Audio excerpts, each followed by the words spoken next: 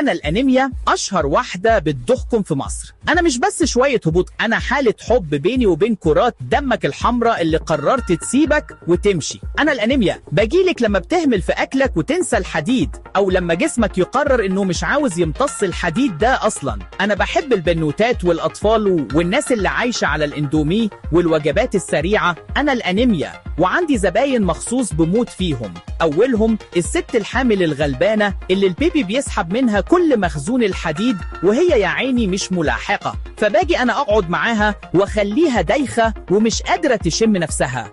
وكمان الست المرضعة اللي بتدي كل صحتها في اللبن وتنسى تعوض نفسها.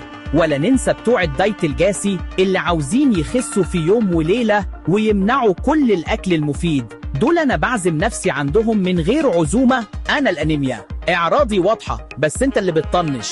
تلاقيك دايخ، وشك باهت كأنك طالع من فيلم رعب، نهجان من أقل مجهود، وضربات قلب سريعة كأنك في سباق.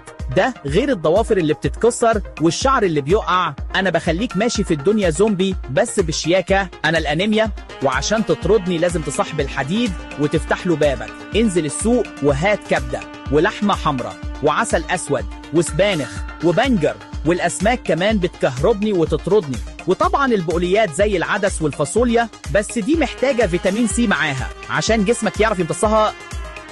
يعني أعصر ليمونة على أي حاجة خضرا بتاكلها، هتلاقيني بلم شنطتي وماشية. أنا الأنيميا وبكره جدا الفواكه اللي فيها فيتامين سي زي البرتقال والليمون والجوافة. دول لما بيدخلوا جسمك بيفتحوا السكة للحديد إنه يطردني.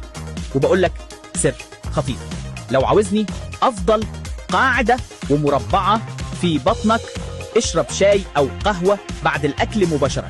الشاي ده حبيبي، أول ما تشربه بيحبس الحديد وما يخليش جسمك يشوفه. أبعد الشاي عن الأكل بساعتين يا بطل عشان تهزمني. أنا الأنيميا خطورتي بتبان لما تلاقي نفسك مش قادر تمشي خطوتين، أو في زغللة في العين مش بتروح، أو أغمى عليك فجأة. ساعتها لازم تجري على الدكتور وتعمل تحليل CBC عشان تعرف أنا واصلة لفين في دمك.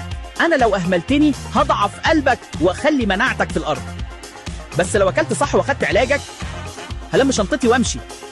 أنا الأنيميا، ركز في طبقك وبطل شاي بعد الغدا وصحتك هتبقى زي الفل.